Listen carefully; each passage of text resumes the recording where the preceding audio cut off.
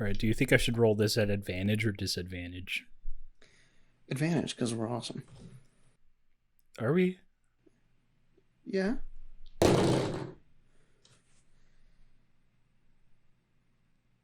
This is 17. That's 17. We won. We win. Dude, that spell hits. This is awful.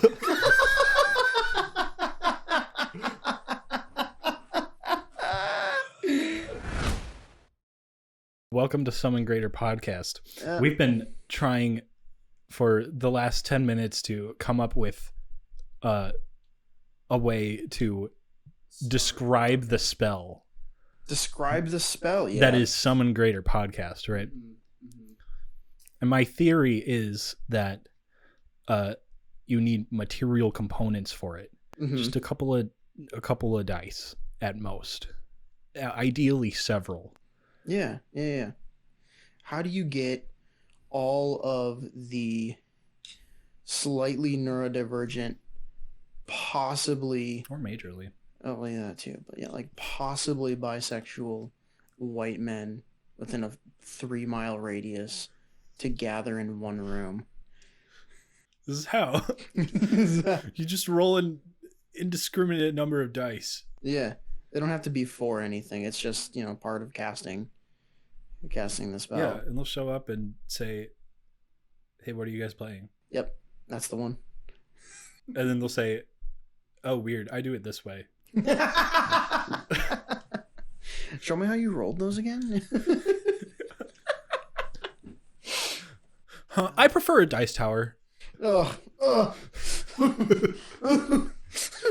Did you just imagine a smell? Yeah, I did. Not to say dice towers are bad; they're cool as hell. But there's a specific kind of person that comes in and leads with that. It's cool. It's thematically appropriate, but yeah, that's kind of sweaty. Yeah. Oh man, well, I never in my life thought I would have a conversation where I described a difference between casual D&D players and sweaty D&D players. I mean, they're out there, but I never thought that that's a conversation I would be having. It's definitely not limited to the existence of a dice tower, but I think that's a distinguishing factor. Yeah, dice tower and what's another good one? Dice trays are good too. Every now and then you'll find the tray snobs. So I think dice tower is a step of sweaty nerd above dice trays and dice jails. Now dice jails are just above dice trays, but that's more of an investment than your basic copious amounts of dice and a tray. Right, because that was going to be my next thing too, is you could even break it down to dice themselves. Because, there's the dichotomy of Dungeons & Dragons players, right? Where, some people can come in with their one set of dice that they've used for every character they've ever had. They've only ever had one set of dice. They cast Fireball, and they roll that D6 5 times, and they count it up on their hands. And they are committed, and we love them. And then there are the people that have a set of dice for every phase of the moon, every mood they might be in going into the session. That's your wife. And yeah, it's my wife. And I tell you something, that shit rubs off. Oh yeah, it has. It has. I've got a set of dice for every character that I have in it currently in a campaign or in a past campaign. I have a set of dice for that character. Yeah. And I didn't have that before her. I went on Amazon, I bought the $15 give me the bucket o dice, and it was just one big felt bag. That throws me way off every time you actually still pull it out. The bag? Yeah, it's crazy because it's so many. Yeah. And the funny thing about the felt bag that they came in from that Amazon order is that poor bag was not meant to live as long as it has. Oh really? When did you get it? Dude, I got that back in 2019. Oh my god. That's a 4-year-old bag, my dude. It's hanging on for its dear life. I think it's so funny whenever you use that and haven't bothered yet to pick out sets because it elicits a specific reaction from everyone at the table at once. Which yes. is just Oh, it's my favorite thing. It's so predatory. It's so predatory. Like you get a bag full of dice and you sit down for a session in a campaign and you got whatever it is you're going to be rolling on, if it's just the plain table or if it's a dice tray or something akin to a dice tray, and everyone else is setting out their dice and they're aligning them because, we're all neurodivergent, so we're going to set them with the highest number face up, align them by which die has the most sides on it, and all of that crap. Yeah. And then I just roll them with a big bag and just boosh on the table. And you just get a solid 10 seconds of silence where people are going, like, their fight or flight is triggered. Yeah. And they're looking at you going, is this a threat? Am I threatened? Am I being threatened? Oh, man. Now, Justin, our buddy Justin is I want to say, like, lawful neutral version of this dynamic. Yeah. Because he maybe even lawful good. I'd say lawful good. Because he has this beautiful tray that segments off all of his dice. Yeah, it was like a custom made tray. Yeah. It looks custom made. I don't know if it is. I think he said it was, but like it looks like a book. It's like one of those, like, it's a wooden tray, but it opens like a book. Super, super cool. And like he sits next to me at one of our tables. So every time I look over, he either is arranging them or has arranged them to all be like highest number up. Yeah. And like oriented in the same direction.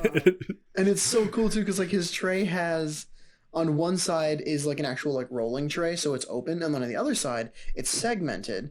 So you've got a spot for the D20s, a spot for the D8s, a spot for the D10s, things like that. And so he's got like maybe 5 or 6 sets.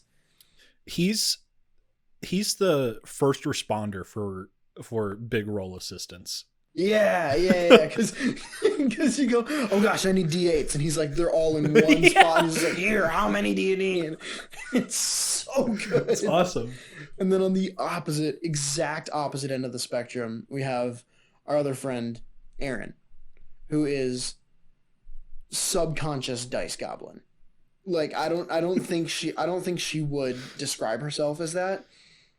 But when she sits down, she might. She might. It's possible. But when she sits down for a session, like it is a different kind of visceral fear than just the dumping the bag out onto the table.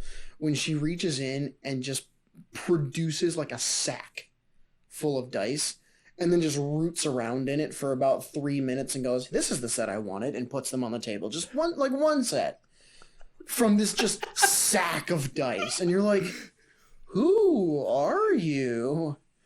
And what is the where? So like her play space is not cluttered by dice, at least. But like it's not overrun. You just know. There's just that knowledge in the back of your mind that set of dice is breathing for what could possibly be the first time in several months, the free air. And its brethren are still trapped in that bag somewhere. I see what you mean by subconscious, because like oh my god, the image is so funny of her just like That's exactly it. Oh man. But then like it's all orderly past that point. Yeah. Yeah, and then there's my wife, who has several sets of dice, but she only likes about 3 of them. Oh really? Yeah, and it's not like, oh, these ones are bad. It's just these are my favorite. Is it on a rotation, do you think? It might be. Yeah. I haven't like really studied her dice habits yet. But what I know for right now, it's usually sounds so bad. It's usually which ones are the newest, shiniest, or sparkliest. That's fair. And I mean, yeah, it's absolutely fair. But so what she does is she kind of forgets that the other sets exist because she has a smaller bag that can only fit 2 or 3 sets. And so she will put her 2 or 3 favorite sets in that one little bag, tie it up nice and tight, and that's what she takes with her to all the sessions. Yeah. And so then we start cleaning through all our D&D stuff, and I'm like, "Oh, these aren't my dice. Where did they come from?" And she's just like, "Oh, those are mine." It's like, oh, those are the reserves. Yeah. The bench players. Dude, they stay up for whole seasons. Oh yeah. Still get paid. It's more like junior varsity. Yeah. Oh Yeah, and then Bailey, another friend of ours, very, very meticulous and planned, everything pre-planned. Yeah. She picks out which sets of dice she's going to use before she sits down for that table. She has everything ready, and she just set this out, notebook. She's got the best binder game. Oh God, out of anyone at the table. Yeah, like, absolutely. It's no contest.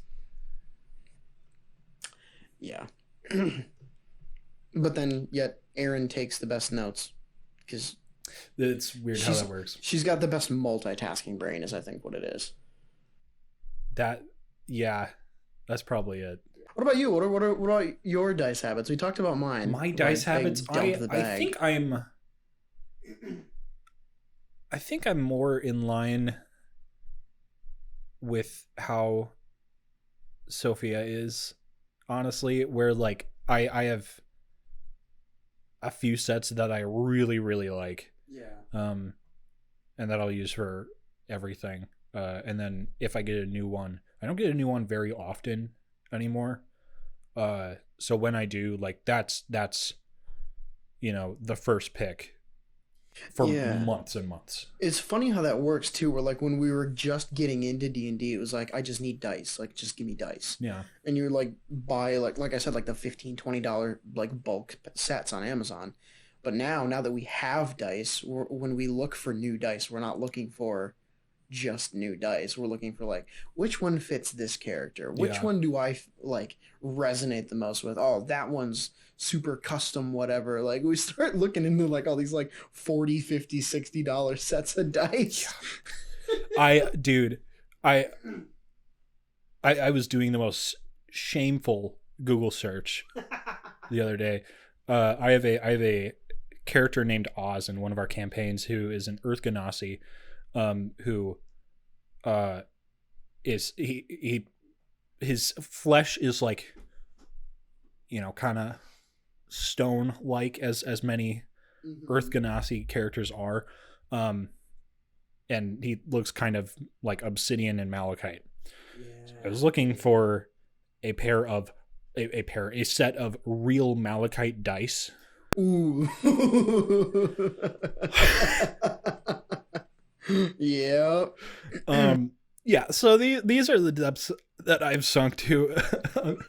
So, but now just like, I don't know, I'm looking for a set that like is just the pattern, the malachite pattern. Yeah.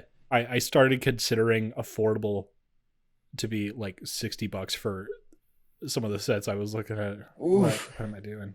Oof. What am I doing? But like that ain't even bad for some people that I know. No, it's really not. Yo, you get some people in D&D that like people who play D&D who also have money to burn are the most terrifying people. Yeah, because they will roll up to the table with freaking like authentic like gemstone dice. And like some of them, like you can go look at like friggin' like Tiger's Eye, like you were looking at malachite. Yeah. I actually have a set of amethyst dice that were gifted to me. Yeah, after I DM'd my very first campaign. And yeah, you were in it. My wife, Sophia, was in it. And yeah, my players gave me a set of amethyst dice, which was amazing. Everybody went in on it, but those are the low end. Yeah. Like the $50-$60 gemstone dice, That's those a steal. are the cheap ones. Mm-hmm. There are some people that'll pull up with the freaking $150-$200 sets of dice. I wish I could remember what gemstones they're made out of, Yeah. but it gets crazy. Oh, petrified wood is one. Oh my god. I didn't even know that was a thing. Yeah. And I just saw it it was in a game store. It was at the one that I used to go to in Chicago. Okay. Yeah. And I just walked in and I was like, oh, they have a glass case with dice in it. And I was like, these must be crazy. And they were, because they were the gemstone ones. Mm-hmm. And they had petrified wood. And it was like a $250 set. What store is that? Is that like around Little Village? Yeah. Dice Dojo. Yes. Yeah. So that's I see that one pop up on TikTok a lot. Really? I didn't know they had a TikTok. They don't. Oh, okay. I don't think they do anyway. Just people make freaking pilgrimages to that place. Really? Yeah. Just because they're like, I saw in someone else's TikTok this big glass panel full of dice that they have like that's the probably opening the of the one. story. Yeah. Yeah. That's so crazy. Yeah. It's a really popular store, but like you wouldn't necessarily think it. Like it's not that big. It's not that big, and like they have really good product though, I guess is what it is. They got a great selection. Yeah. Great selection of pretty much everything. But anyway, that's our dice tangent. We started this because we spend a hell of a lot of time imagining the homebrew builds for certain things are. You know, we come up with a lot of our own stuff, but you know, a lot of what we talk about is just what would literally our conversation that we were having like 2 hours ago was what class would Spider-Man be? Yeah, like how could we make Spider-Man work in D&D? And then we started doing that for like every Spider-Man we could possibly think of. Yeah. What we kind of want to do with this is just give ourselves an outlet for homebrew. And what we're going to be doing is bringing some of our own stuff and discussing it with each other. We won't often have talked about it beforehand. Maybe sometimes we will. I don't know. There's no set in stone formula to this. And then sometimes I will come in here and say, hey, what about Spider-Man again? Spider-Man. The Masked Menace. And be like, I disagreed with what you said. I think he's actually a wizard. And you'll be like, you'd be objectively wrong, but you could say that. Yeah, and you'll be like in the same universe as Doctor Strange. I don't think so. Not in my house, stupid. baby. Yeah, but this is just our a passion that we've had since we discovered Dungeons and Dragons, and since we learned that you could play Dungeons and Dragons using material and things and ideas outside of the rule books. Mm-hmm. That's like the only way that we have played it. Yeah. since like entertaining the idea. Yeah, because the main reason why we started doing this is because we couldn't afford the rule books. True. Yeah. Like when I ran that campaign for you guys, it was the first one I ever ran. I don't think I used the player's handbook or the DM's guide. I think once. One player to start out with might have had a PHP. Yeah. I think. And we basically just used that for like, all right, what does this skill check do again? Yep. And also like homebrew is what gets the design gears turning as well, and leads people more often than not to make their own systems. That's what I was gonna say. Yeah, because like if homebrew weren't a thing in Dungeons and Dragons, there are so many systems that are already out there that go in different directions. Like you've got like Cyberpunk Red, you've got the Fantasy Flight games for the Star Wars tabletop RPG games. And some of them use very, very similar systems to Dungeons and Dragons. Some of them use very different. Yep. And I just think that is the essence of the tabletop roleplay community, is being able to have such a diversity in content and being able to play the game that you are writing. Because at its core essence, Dungeons and Dragons is not necessarily a game that is meant to be picked up and played the same way over and over again. Like, there are some really, really good pre-written, already created modules. Like, one of my favorites, Curse of Strahd, is one that's written, and you can get the content and you can read through it and say, this is how I'm going to run Curse of Strahd. But then I also have known people who have bought all of the content books for Curse of Strahd and taken every piece of that content, every bit of lore, every mechanic from that module, and just put it into a completely different campaign. Because at the end of the day, the story that you are telling is not one that anyone else has written or can write. And that's the beauty of it for me. So that's kind of what our focus is going to be going forward. But, you know, often how these things turn out is you just kind of end up talking about whatever, as has been the case up to this point so far anyway. Yeah, but do we just kind of want to get into it? Yeah, absolutely. Okay. I want to hear about the character you've been working on. Yeah. So this isn't necessarily anything that I specifically like homebrewed or created from scratch, but I had an idea for a really fun character build, influenced by Street Fighter 6. It was recently came out, and so many cool characters. One of my favorites that I saw in previews of the game, early releases, all that stuff, a character called JP. Very, very like older, like gentleman thief kind of aesthetic with the cane and like magic, and super badass, super, super crazy. And so I looked at him and I was like, wow, that's a fairly popular, I want to build that kind of aesthetic for Dungeons and Dragons. A lot of people do that and like play their rogues as like the gentleman thief, or they could even play like a fighter that's not like some street rat or someone that's like been in like fighting pits for their whole life. Just like a lot of people have gravitated toward the like nobility aspect of a more like ruddy character. And so I thought that would be really, really cool. But I didn't want to play him as a barbarian or a fighter. I wanted to try and find something unique.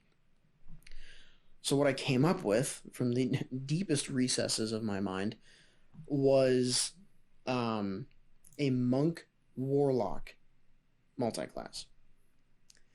And something that I do when I'm building characters just to help me really flesh out where I want the character to go is I build them to level 20 right away. And then I kind of walk it back from there and kind of play around with how I want them to progress. So essentially the reason why I went with Monk Warlock is because in Street Fighter, JP does not wear any armor. But obviously it's Street Fighter. You hold backwards to defend and you can block any attack. So I thought, okay, there are two classes that give you unarmored defense, and that's Barbarian or Monk. I kind of already talked about not wanting to go the Barbarian route because another thing JP has is the magical effects of his attacks. And as a Barbarian, if you enter Rage, which is like your signature ability as a Barbarian, you can't cast spells while you are raging. So I thought, okay, that leaves me with Monk. And then I just went down the rabbit pool of just how overpowered monks are in general. And so I thought, okay, this could be really, really cool. Monks are going to usually have high dexterity, high wisdom.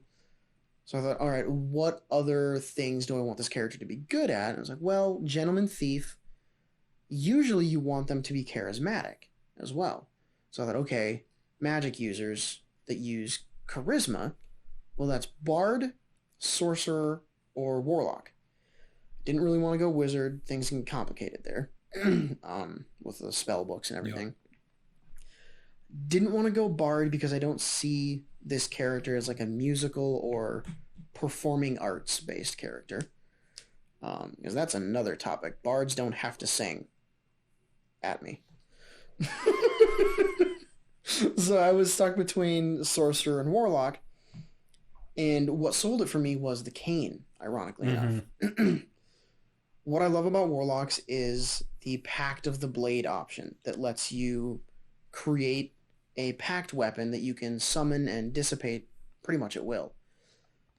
And I thought, how freaking cool would it be if instead of like an actual weapon like a sword or something, which is what you usually do with Pact of the Blade, what if you used a magical staff as the pact weapon? And I thought that would be super, super cool, because then you could summon his cane, use that to hit an attack just like he does in Street Fighter, and then you've got all the magical abilities and effects that you can use from the staff, all that good stuff.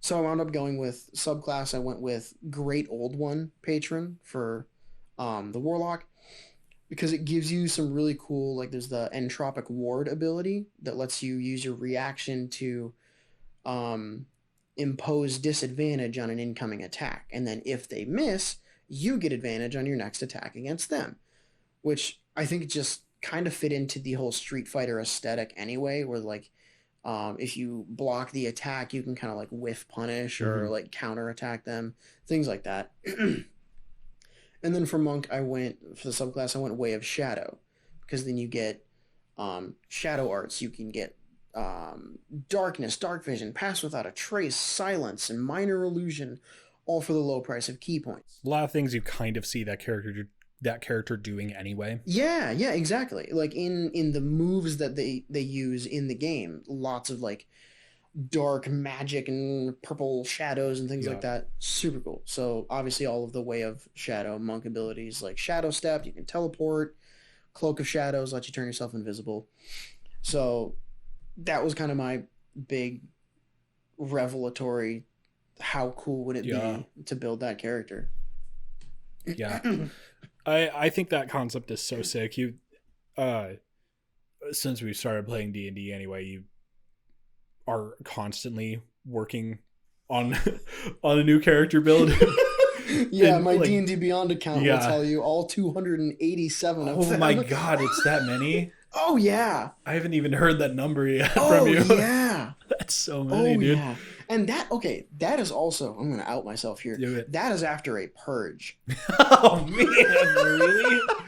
I think I hit 350 at one point. God. Because I went down a very dangerous rabbit hole of building my NPCs on there. Which is, it's cool, but oh man, so unnecessary. Yeah. And it makes them harder to use, ironically. So I was like, delete. Yeah. I dropped like 80 of them. That's the thing. Like, I think just designing characters can make for really cool NPCs and enemies, even more so in your campaigns. But like, that's a lot of work. Like, a character sheet is a lot more to keep track of than a stat block. Yeah. Yeah. Like I've seen it implemented very well though. Like the instance of this that always comes to mind is my buddy RJ. I was in a campaign of his, and he threw this like just another party at us. Oh. And it was just 4 people, like decently well-rounded class mix, you know?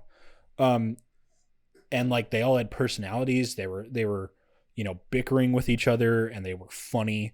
And like these reasonably could have all been characters that he drafted up for a campaign that he was going to play in, Yeah. but he just made 4 of them like directly, maybe it was 5, I don't remember, just for this one session. That's really cool. That is the mark of a really, really invested and really good DM. Yeah. To be able to just throw NPCs at you that feel like other players and like feel like they could be actual characters. Yeah. That's really cool. Yeah, it's awesome. One of them was named Dill. He's a big dumb barbarian. Oh, amazing. Amazing. Mwah, chef's kiss. Of course, he's the first one to go down. Even better. So for several more rounds, his teammates are just like frustrated with him. Like, damn it, Dill! It's a really funny moment, and that's memorable. Yeah, exactly. I think that goes to show perfectly that character design goes beyond just what numbers do I put in what stats to hit hard. Like, there's so much to be said for coming up with a reason why your character knows how to do the things that they do, or what does your character think about the abilities that they have and things like that. Just I love that thought experiment with all D&D characters. Yeah, and again, it definitely requires balance. Like, I wouldn't recommend that many DMs, especially new ones, go out of their way to do that often, if they're not already just making characters like some of us are. Right. Because that's mainly a practice to be used for players. That's the most helpful for players to do that. Yeah, I mean, it's a ton of work, and it can, if you make it the focus, it can take away from all of the other things that require your attention during a session. And also, you got to be careful of not overshadowing your actual party. Yeah. Because like if you have really cool character ideas that you're not able to play and you want to throw them into a campaign as an NPC, that's great. But you got to remember, you are not the only one writing the story, and your co-authors, the other players at the table, may not appreciate being overshadowed. Yeah. So use sparingly though. It's good. It adds a lot. So what did you bring to the table? So I don't think you brought a character as well. No, I brought a magic item. And we've talked about this item a little bit. But I have not told you the origin of the concept. This is going to shock you. Oh boy. I'm ready. It's not going to shock you at all. Okay. This is from the concept for this item is from the first Xenoblade Chronicles game. Aha! Not shocked. Which I can't shut up about in my private life. But I have named this item Prudent Shield.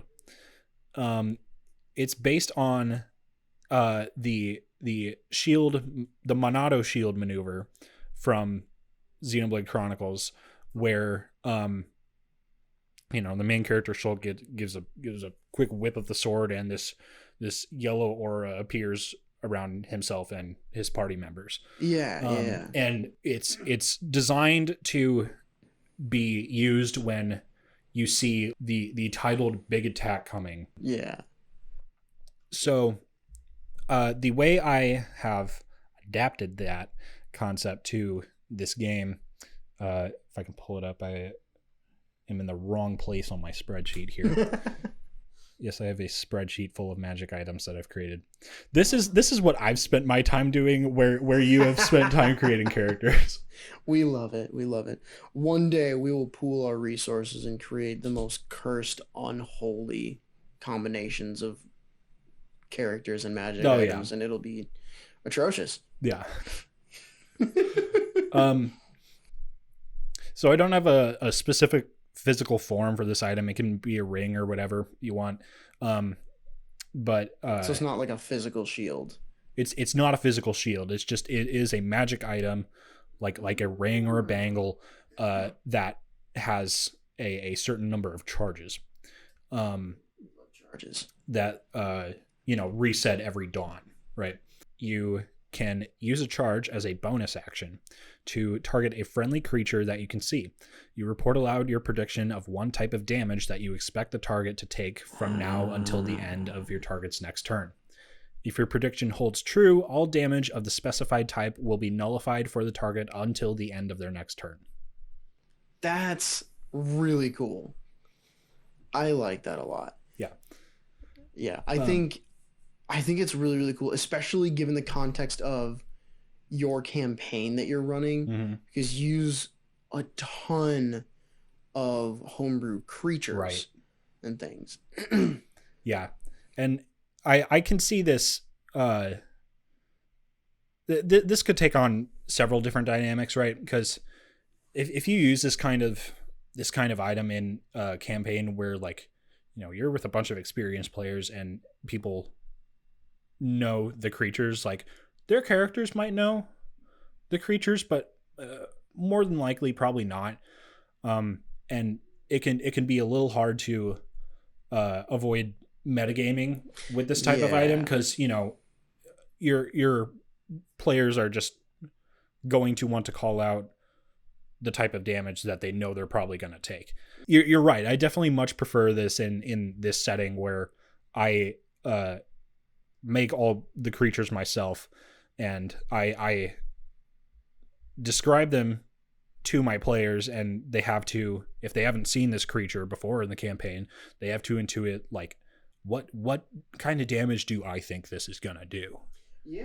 To use this item properly. It really encourages studying and learning about the world and being, like you said, intuitive and trying to, like, predict, like, okay, I can assume, I think this thing looked like it had really big burly arms. Maybe it's going to try and punch us. Let's go for bludgeoning damage. Like, it's a really, really good tool to get players more involved in combat, which is something that I think kind of falls to the wayside in some campaigns where people are super invested in the role play, but then when combat rolls around, it's hard to focus and stay on task.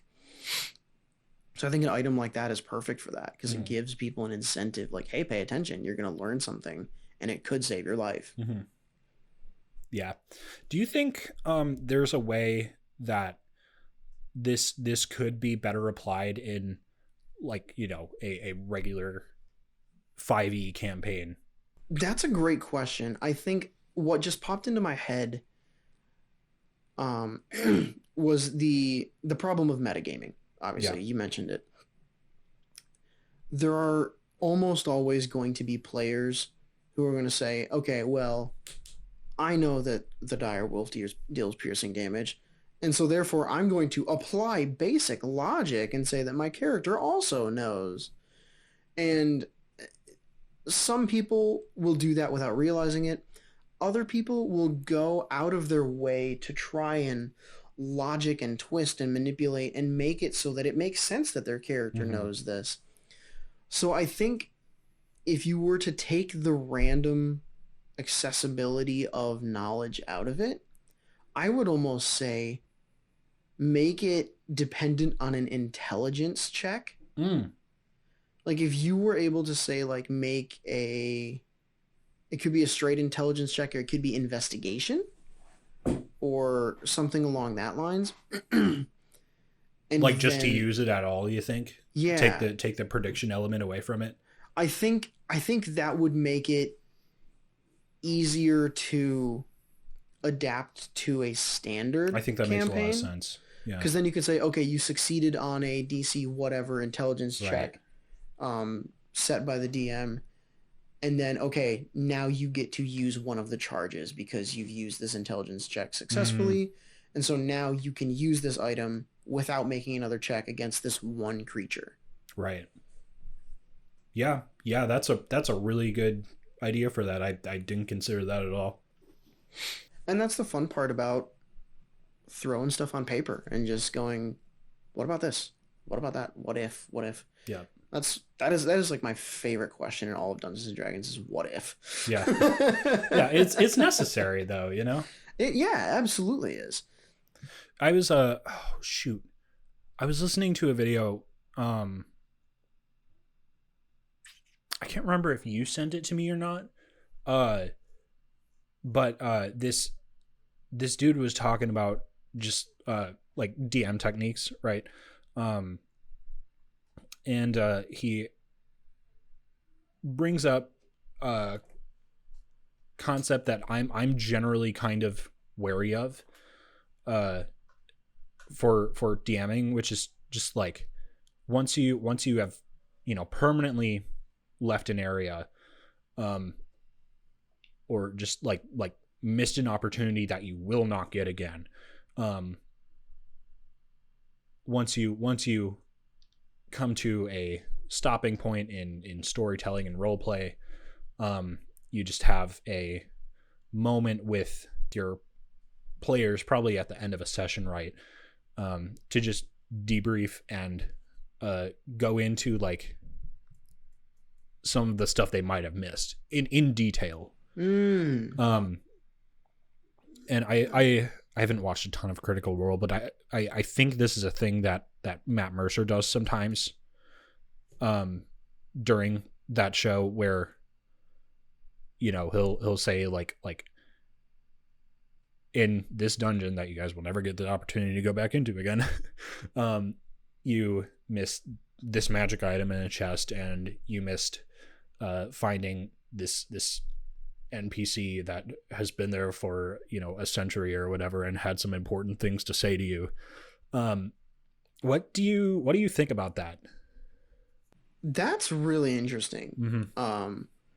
First of all, to speak to the whole Critical Role thing, I don't think Matt does it to that extent. I Okay. think mainly that conversation comes up like after the session when everything's shut off and players go, "Oh my gosh, Matt, what would have happened?" And then he'll like give them a little teaser or like kind of mess with them a little Right. bit on things like that. I've actually never heard of this where like a DM will sit players down and be like, "Okay, here's what you didn't do in this Yeah. area." That's really interesting because my first gut instinct is to go, "Ooh, no, no." Right. Yeah, that's mine too. Yeah. But when you really sit down and think about it, it's not a bad idea because at the end of the day, it is a world that you are creating together, and it is a story that you're creating together. And so being able to fill in some of the blanks and tell them like, "Hey, here's some stuff that's happening Mm-hmm. outside of what you got to experience." It could be really, really helpful and really cool for your players to just feel included. Mm-hmm. I just remembered who does do that. Who does that? It's Abria Iyengar. Oh, She yeah. has Yeah. she has run games for Dimension 20 and Critical Role, and I'm not sure, but I think she might have some other side projects or her own campaigns. First time I ever watched one of her campaigns, I think it was on Dimension 20. I don't even remember what the campaign was. Mm-hmm. It's probably Court of Fey and Flowers because it's just such a good one. But I will never forget they were having some not super memorable conversation, and then it ended, and Abria stopped and looked up at the camera before they continued to the next scene, and she went, "And what you don't see is," and continued to like play out a scene. Whoa. And all of the players were like, "We get to see behind the curtain?" Yeah. Like, that was genius. Huh. I think rather than sitting down outside of a session, Uh-huh. I love. Oh my gosh, I'm getting goosebumps. I see it. I'm Yeah. getting goosebumps just thinking about it. But yeah, rather than sitting down outside of a session or like call your players and be like, "Hey guys, here's what we missed, blah, blah, blah." If you can work that into the story and be like, as your players, like, as your characters are leaving this enchanted forest, whatever, you guys head down this path, but behind you, deep in the woods and like kind of do like one of those like movie like pan through the trees kind of a thing. Oh, that is what's gonna get your players going. Oh, like gripping the table, like that. I do love that aspect. That is really metal to do that kind of thing, and like a lot of people would consider that a taboo. Yeah, because like you are inviting metagaming if you're in the wrong company, right. Which thankfully we aren't ever anymore. Yeah. Oh my gosh. Have been in the past for sure, but praise be to our current play groups. Oh my god, love you guys. It's as perfect as it could possibly be, honestly. Man, I have not had the privilege of watching any of Abria's campaigns. The most exposure I have to her is her playing a character in Exandria Unlimited Calamity. Yes. Oh. Yeah. Love that series. Love those characters. It's like it's the first D&D podcast that I listened to. Oh, really? Yeah. Oh, I didn't know that. Yep. Wow, man, you had a baller entry then. Oh yeah. Both you and my buddy RJ, like within the same week, actually recommended that I watch that. Wow. And from RJ's perspective, it was like this is a really good starting point for you. Yeah. If you want to listen to anything else. And I've started listening to campaign 3 and watching The Legend of Vox Machina. Oh yeah. And like with Calamity as a prequel, that's wild context. It opens your eyes, man. Yeah, it really does. It's very, very cool. It makes things a lot more engaging to listen to. I have a hard time listening to narrative podcasts of any kind. Yeah, it's so difficult. Mm-hmm. After I listened to those 4 episodes, I went onto the wiki and just like reviewed everything, and I'm a wiki fiend. I love just clicking names. I love that. That is such a big rabbit hole, especially for Critical Role. The Critical Role fans who like manage the wiki and kind of like do all the like note taking and things like that, they are insane. Yeah, very thorough. The amount of details that are on that, and the things that they have put on there that like Matt has admitted to the camera he had to go reference the wiki and be like, did I actually say that? So funny. Wow. So funny. That is very funny. Yeah. I got off on a tangent about that though. I really loved Calamity. I have only heard about Abria's DM style being like very cinematic in nature. But I didn't know that it's like quite to that extent that like that kind of technique is especially appropriate within her style of I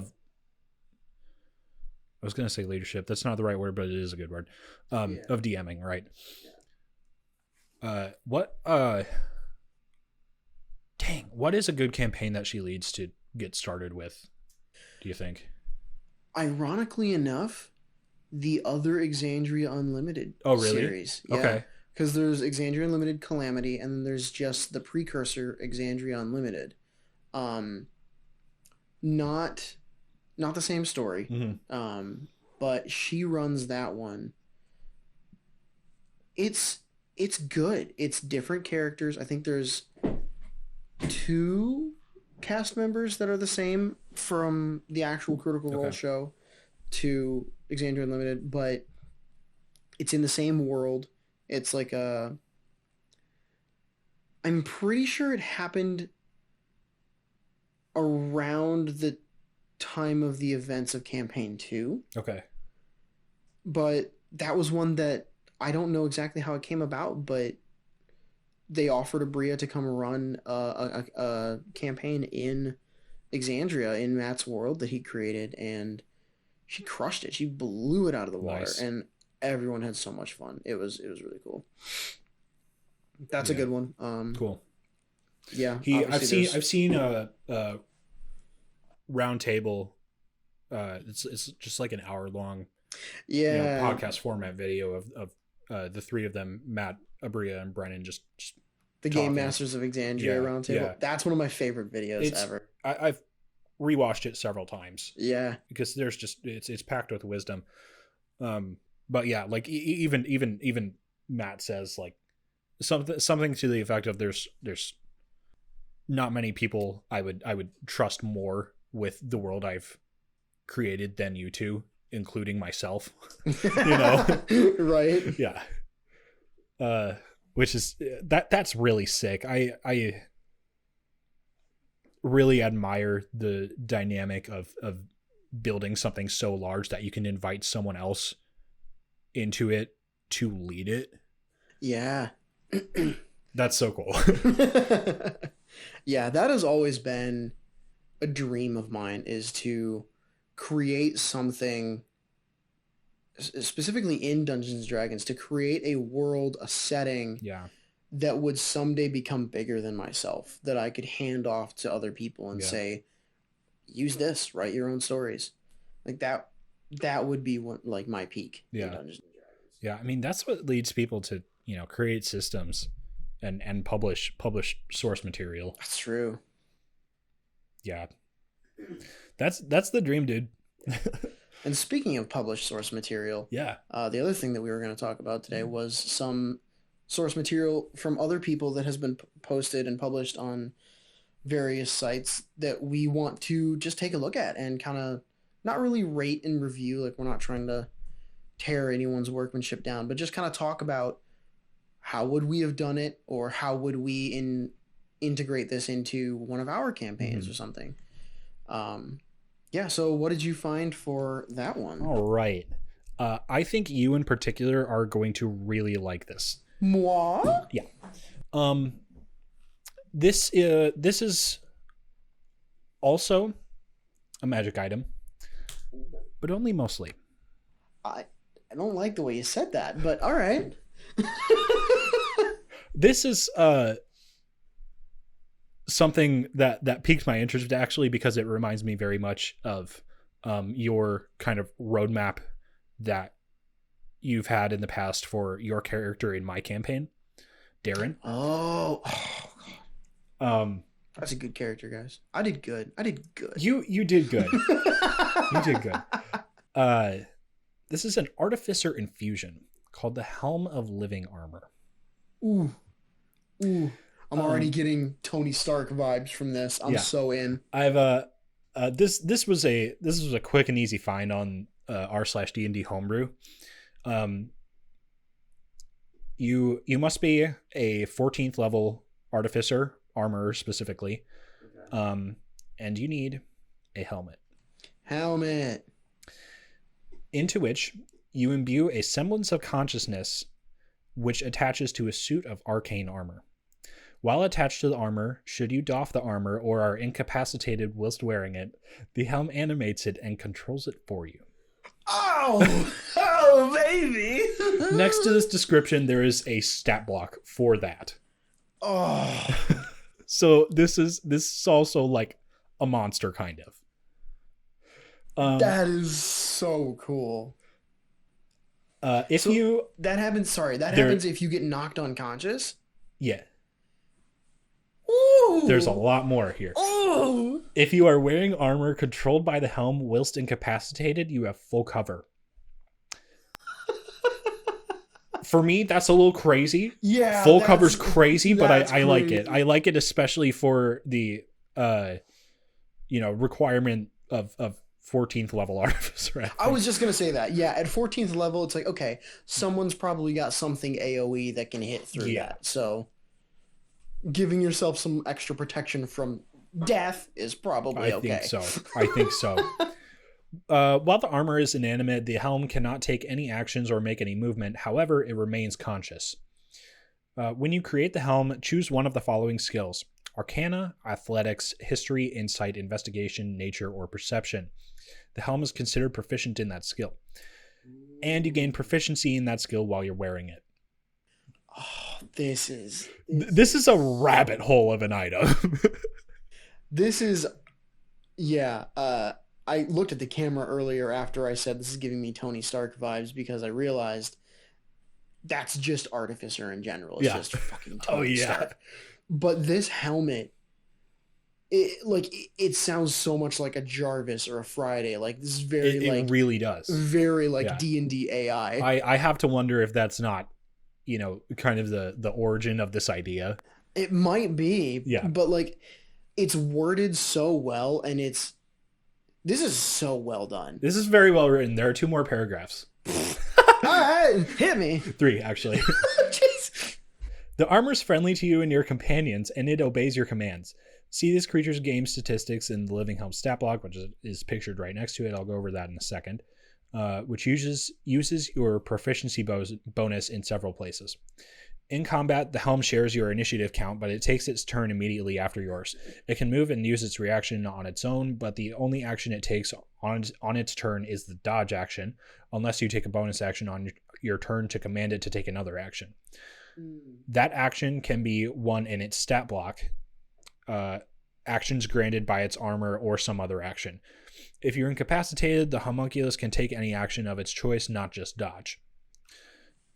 So long as you are within 30 feet of the armor, you may use it as a spellcasting focus and cast spells as if you were in its space. Oh! Remote control.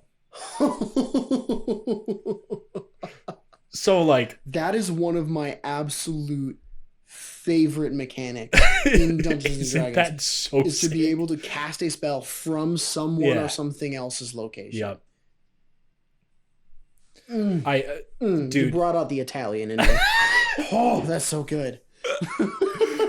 Dude, positional mechanics in D&D are some of my favorites. Yeah. Frequently. Like I love ooh, I've got an item that I made that I might talk about next session, that next recording session, that is called Rescue. Okay. You would recognize this from Fire Emblem, actually. It just moves an ally to you. Oh yeah. Yeah, see, Battlefield traversal and manipulation is one of the most exciting and fun things that you can add to combat in your D&D game. Absolutely. The very idea of this person or thing was here and now all of a sudden they're over there is enough to get your whole table going. Oh, yeah. Like it's so cool. Mm-hmm. Like even more so than like a big powerful attack. I've always seen that every single table. If you can move, and if you're not, a monk that just like randomly finds itself with 60 feet of movement on any given Saturday, if you have some way to just like, oh, I should only be able to get here, but then I'm over there. Like it's continue. Yeah. Finally, the helm regains 2d6 hit points if the mending spell is cast on it. If you or the helm dies, it ceases to be animate. So let's talk about the stat block a little bit. Its armor class is equal to yours while wearing its attached armor. Okay. As you might expect. A lot of this is as you might expect. Hit points 1 plus your intelligence mod plus twice your artificer level. The helm has a number of hit dice, which are d4s equal to your artificer level. Its own speed is 25 feet, so a little bit slower than average. It is obviously immune to poison. Can't be exhausted, can't be poisoned. And oh man, every you mentioned Tony Stark and just Iron Man in general, and like there have been several points while I've been reading this now where I'm like, oh yeah, like a little bit more. Yeah. I say that because it has dark vision of 60 feet. Mm-hmm. understands the languages you speak, telepathy at 10 feet. That's cool. That's yeah. cool. Yeah. That's another tangent I could go down. I love limited telepathy. Yeah. It's so much fun, and it makes moving around the battlefield feel rewarding. Mm-hmm. Yeah, I agree. It has an action, one action called utilize armaments, which is just a weapon attack, your spell attack modifier. The armor makes an attack using your arcane armor's integrated weapon. It uses your spellcasting mod for the damage. It adds your spellcasting mod to the damage of the attack. Reactions, I haven't read this one before. Transfer harm. If the living helm would take damage while you are within 30 feet of it, it may instead take no damage and have you take the damage instead. I see. Okay. So that's a really cool way of getting around the rules lawyers being like, well, technically, if I'm inside the suit and it's the suit taking damage, not me. Mm-hmm. That is really smart. Yep. It's resource management, really. Yeah. Yeah. Yeah. I mean, it basically just means you don't get a free bodyguard wrapped around your body. You still have to, like, preserve yourself. Mm-hmm. Yeah. This is just the kind of thoughtfulness that I would like to become a lot better at putting into any of my homebrew. Yeah.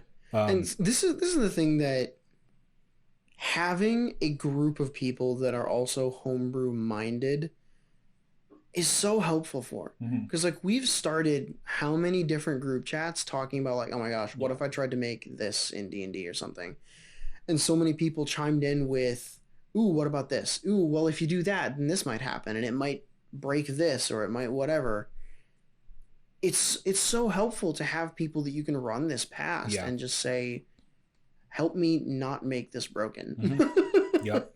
Speaking of that, we are interested in hearing about things that our listeners have come up with. Yeah. So we've made a couple ways for you to do that. A Twitter account at summongreater, and our email address summongreaterpod@gmail.com. We're not expecting a whole lot at the moment. I would love to see, a submission by the time we do like the third one of these, Yeah. Yeah. But I'm really interested in hearing people's designs that they've come up with for their own campaigns. Yeah, we want to hear from you guys. We want to learn from you guys. We want to learn with you guys. If you've got stuff that maybe you have an idea that you have no idea how to turn into a homebrew anything, and if you want us to take a stab at it, send it to us. Let us know what you're thinking. I would love to talk about those. I like having the what about Spider-Man conversation. Yeah. Oh my gosh. So good. Yeah. Pop culture, superheroes, anything like that. If you got an idea that you think would be really cool to be in Dungeons and Dragons 5th edition, let's talk about it. Yep. Send it to us. Thanks so much for listening to the end. If you have, I would really like to start doing this weekly. So that's what we're going to try to do as best we can. Yeah. Go ahead and follow us on that Twitter handle at summongreater, and we will see you with some more of this next week.